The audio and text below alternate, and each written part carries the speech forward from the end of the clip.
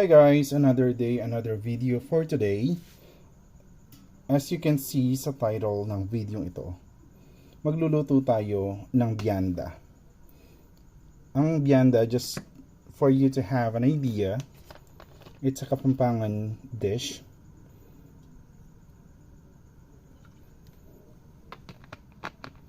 Na meron siyang sahog na laman loob ng manok. Let's go, let's do this. Guys, wala na siguro challenging or mas challenging pa sa pag-iisip ng magiging ulam everyday.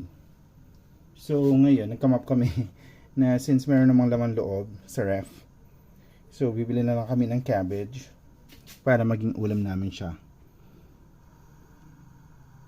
for our dinner. It's for our dinner for today, guys. February 13, 2023. So, ang ingredients lang natin is garlic, onions, liver, meron din akong chicken wings, meron akong cabbage. Lalagyan din natin siya ng oyster sauce and lalagyan natin siya ng soy sauce. So, let's start. Igigisa lang natin yung garlic natin hanggang sa mag-slightly brown siya.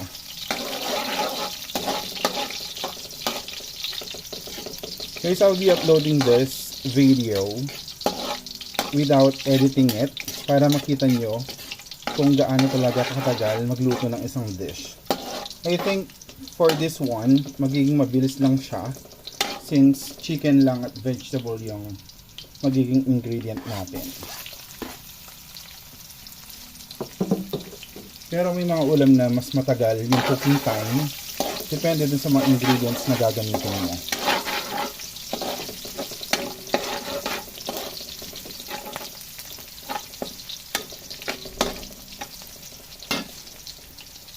Usually guys, yung iba, niluluto pa nila yung nilalaga muna nila yung sahog. For me, ididiretso ko na siyang igigisa.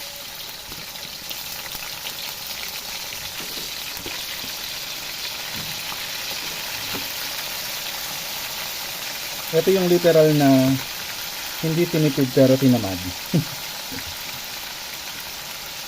Yan guys. So, meron akong liver. Meron akong balon-balunan or gizzard. Then, meron akong chicken wings. Na-chin-up ko siya. Pero hindi masyadong fine na pagkaka-chop. Saktuhan lang.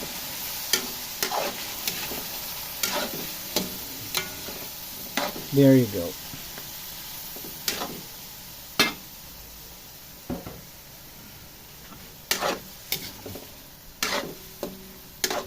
Bago tayo mag-add ng another ingredients, hayaan muna natin siyang maluto dyan.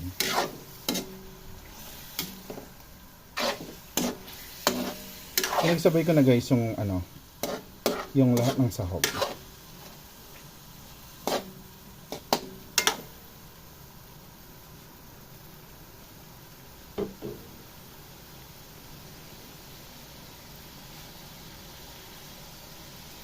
By the way guys, kung meron kayong mga questions, kung may mga recommendations kayo or may mga dish kayo na gusto nyong itry ko, kung kaya ko naman siya, gagawin natin siya sa mga susunod na videos na i-upload ko.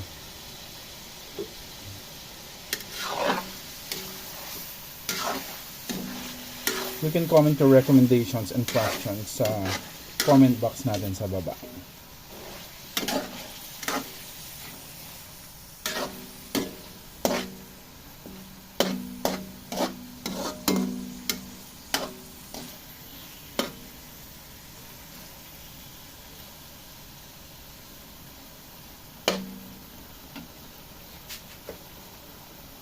Then, lalagyan natin pala siya guys ng pepper, black pepper.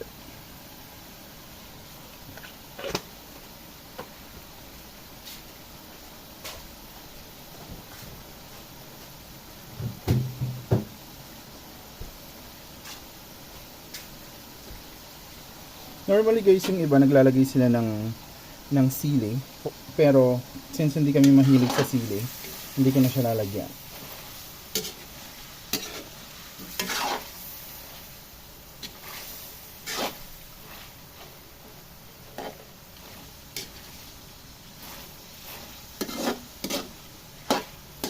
Let it simmer guys, mga 5 minutes lang para maluto yung manok tsaka yung mga laman loob.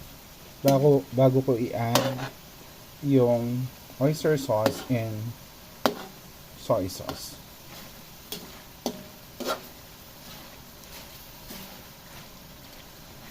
Okay lang na hindi na siya takpan.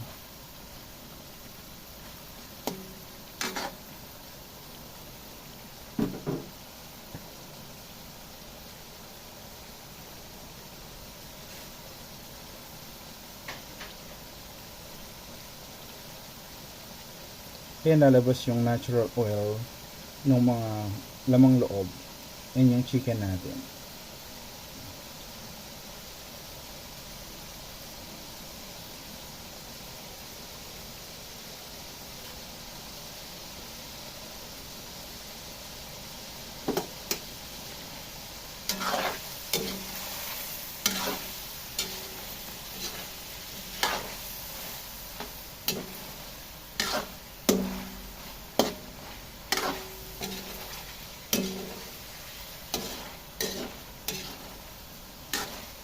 Ayan siya guys. Kayo ba, anong favorite ulam nyo for dinner? Pwede nyo i-share sa akin sa comment box. Baka pwede ko siyang gawin sa mga susunod.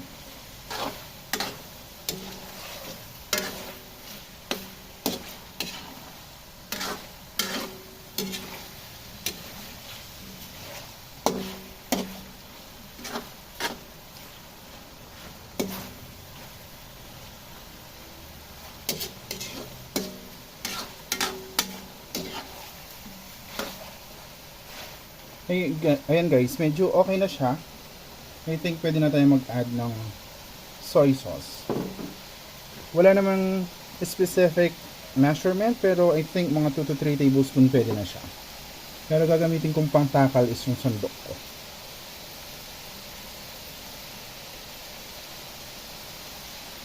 Ayan. I think that's enough para na magkalasa siya. Baka kasi mapaalat kapag sinobrahan natin siya.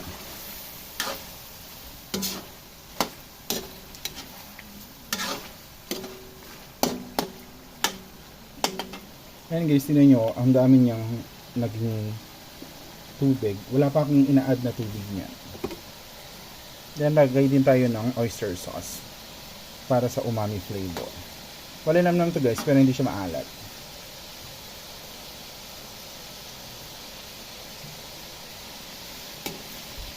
Ayan siya. Pero parang maglalagay pa ako ng water para lumambot totally yung manok natin.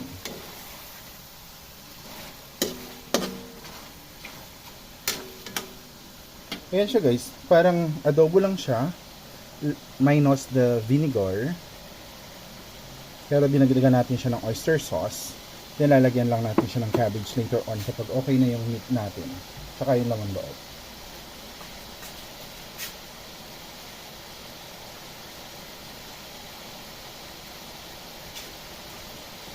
And guys, mag-a-add ako ng around 1/2 cup ng water.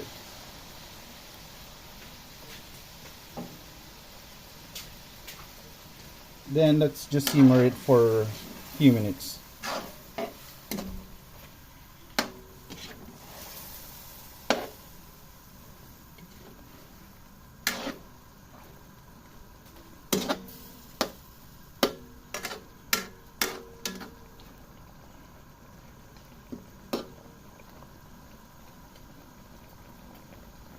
Yan, nilakasan ko pala guys yung apoy.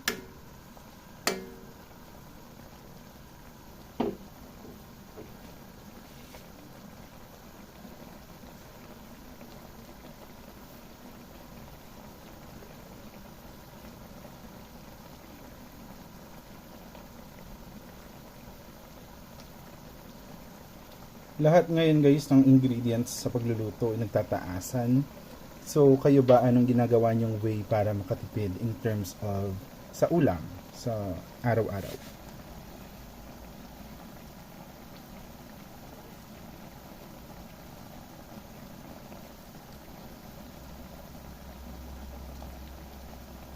But for me, personally, pwede mong i-reduce yung ibang ingredients like yung onion since napakamahal niya, or yung ibang ingredients kung feeling mo sobrang nagmamahal, lalo na yung mga nakarahang holidays, yung gulay sobrang mahal naman,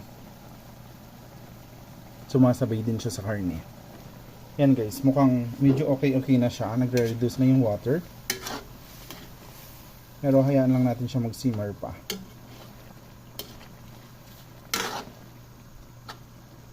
Parang may natirang butchi dito. I-remove ko muna siya.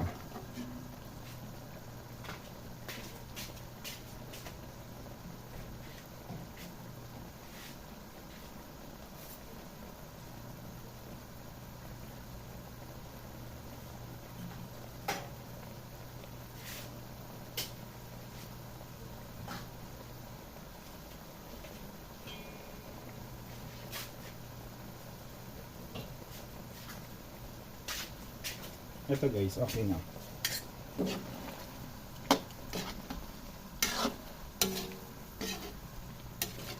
Then check lang natin kung malambot na siya.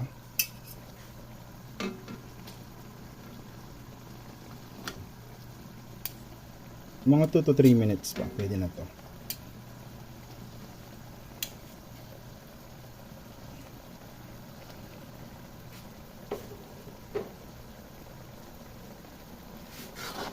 By the way guys, pagpasensyahan nyo na kung medyo low quality pa yung videos and yung voice over kasi kaka-start ko lang sa YouTube. So far hindi pa ako nag-earn, but soon, once na nag-earn na tayo, hopefully, then mag-upgrade tayo ng mga gamit natin. Pero yun na yung list na priority ko, but for now, ini-enjoy ko lang kasi hilig ko talaga ang magluto. Hindi ako masyadong busy right now sa trabaho and medyo mahina din yung food business ko. So, i-vlog ko na lang yung mga niluluto ko. Para ma-share ko din sa inyo kung ano yung mga niluluto ko. Yung iba dito, first time ko din iluto. Actually.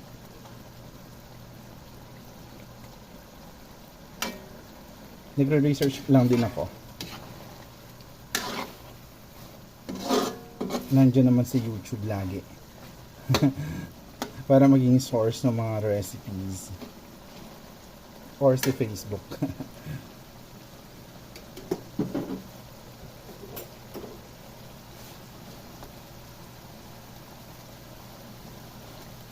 Ayan guys, okay na yung okay na yung meat, yung chicken.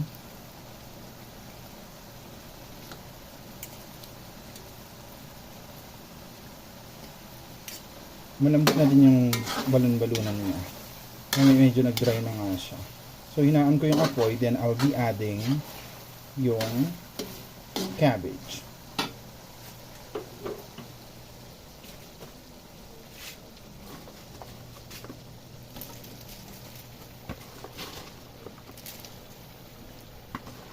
Guys, yung iba pala naglalagay sila ng ng meatballs, yung street food na meatballs. Naglalagay sila. Pero ako hindi ko na nilagyan. In terms of cooking naman guys, hindi siya katulad ng baking. You can make some adjustments depende dun sa likings nyo, dun sa preference nyo. It doesn't have to be perfect so long as masarap siya. Then go lang.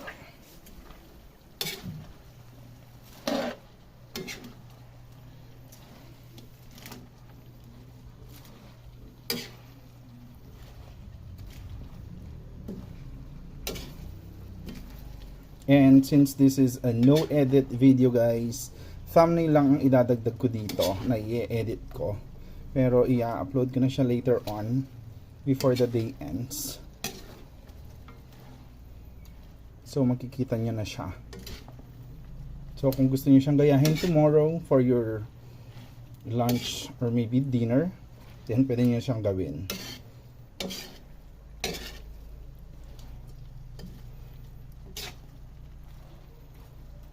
Ayan siya guys, mukha na siyang masarap.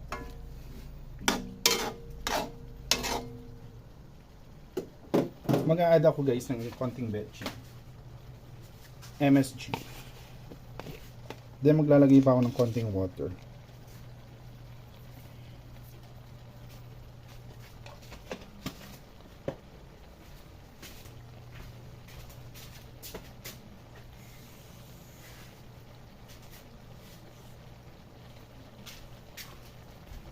Since sobrang na-reduce na yung water kanina guys, so parang total of 1 cup na yung nilagay kong water dito sa dish na to.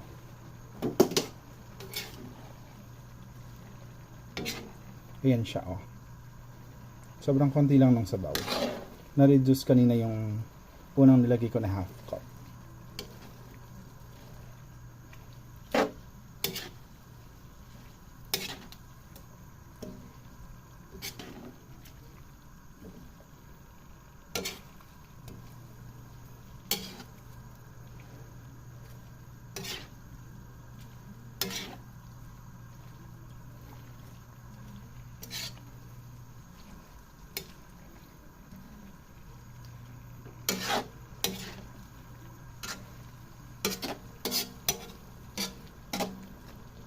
I think it's about time na para tikman siya.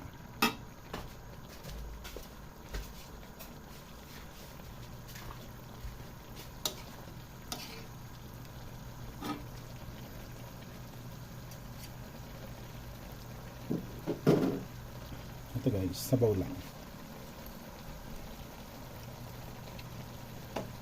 Okay na siya sa akin. Lulutuin ko na lang ng konti ito yung cabbage, then we're good.